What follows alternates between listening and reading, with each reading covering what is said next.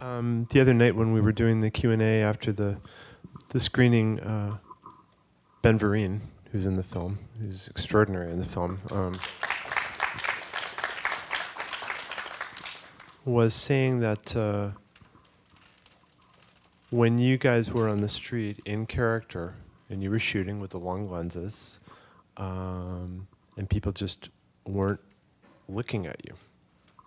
You know, I think he was talking about the scene, specifically with the scene where you were panhandling at Astor Place, that he realized that's when he got spooked. He realized, okay, that's, you know, now I really know what this, you know, what that experience is. You know, these are the people that you don't look at. You don't want to acknowledge that. You don't want to acknowledge that possible future for yourself, right? Yeah, it's that.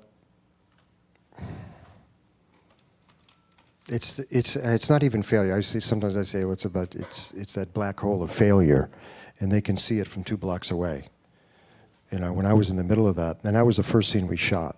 It was me panhandling on Astor Place, right near the Cube, right there. I mean, it was just iconic downtown New York. It was it, and I've been there a million times, trying to walk through as fast as I can so I don't get recognized.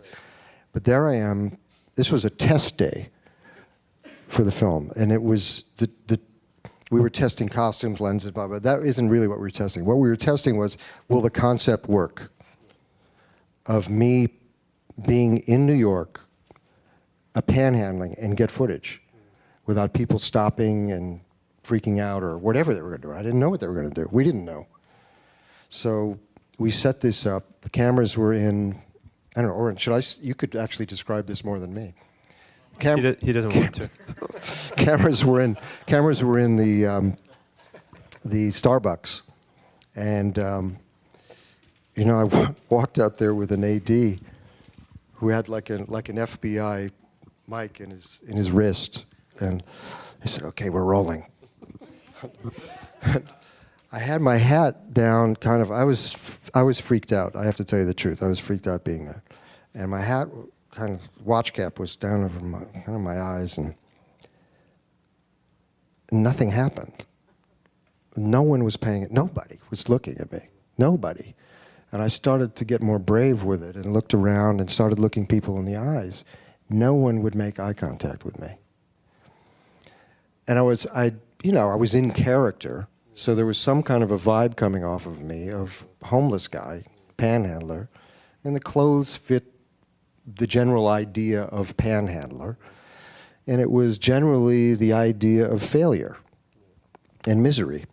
And I could see people from 2 blocks away. When I relaxed into this and I was really looking at people, I could see from 2 blocks away, they'd made a decision.